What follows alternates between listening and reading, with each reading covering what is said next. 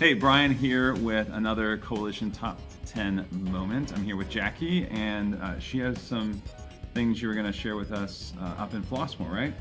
Yeah, so one of the top 10 moments for me at Coalition was when we expanded out to Flossmoor. Brian Niehaus and the team went out for about 6 weeks, right leading up to Christmas, and it was just a really interesting time to see how that all fell into place. And then by surprise, I got called to go out there for first couple weeks of January, and it was just an unforgettable time. It is 10 degrees colder up there than it is in St. Louis. It's nice and cold, right? Very cold. I remember having layer after layer on every day, and I got to work a lot with Dan out there, one of our sidewalk counselors out there. And yeah, it wasn't before too long when we had a really special encounter. I was sidewalk counseling with Dan. Sidewalk counseling, and part of our training is to give our resources to everybody. So we got to meet somebody who's dropping off food, and I handed him a resource, and he told me about how horrible abortion is and about how important it was to follow Jesus Christ. And so it was a really simple interaction. I really enjoyed it, and he drove forward.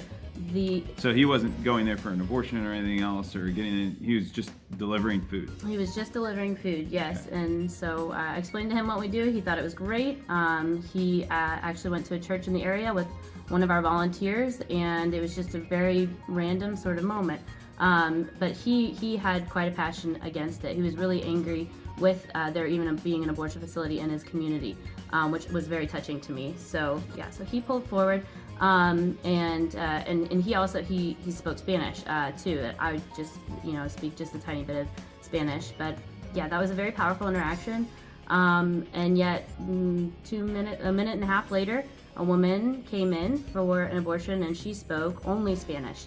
And so I tried my best, knowing I went to school that I had a lot of education with Spanish, but I am nowhere near fluent, not even close. And so I talked to her about the resources we could offer her, and she listened. She appreciated it, but she didn't quite take me up on it.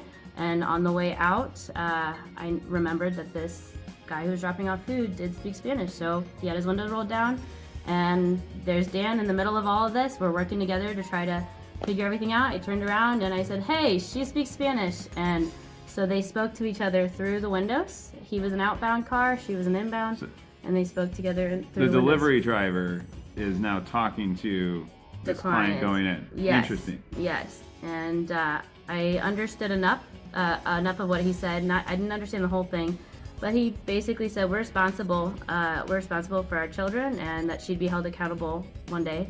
And she still wasn't sold. And he said, if you don't want that baby, give him to me.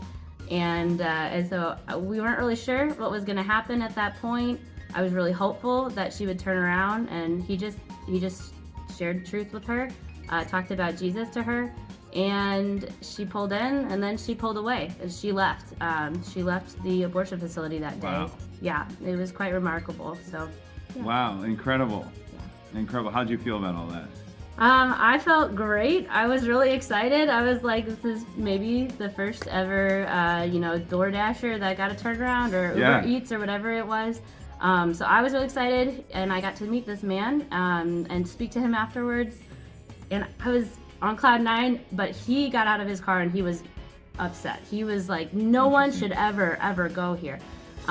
This shouldn't even be part of our community. So he was on fire in a very like righteous way, which really was also inspiring and led me to fight harder for the next encounter I had. Yeah, well, we've shared a lot. More recently, we have a lot of clients who, there was a French-speaking one and a number of other Spanish-speaking clients. And I think we just shared one of those stories recently. But we find it very interesting that a lot of this technology now can really bridge the gaps there. Yeah. So we do have a plan now. At the time, it's a really beautiful moment in the story. Actually, when I first encountered this woman, in the back of my head, I was thinking, I don't have the means to communicate fully with her. God, give me a translator.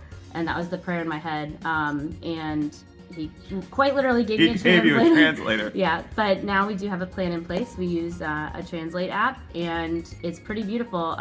We've used it in Chicago, and it saved a Ukrainian couple, and helped too.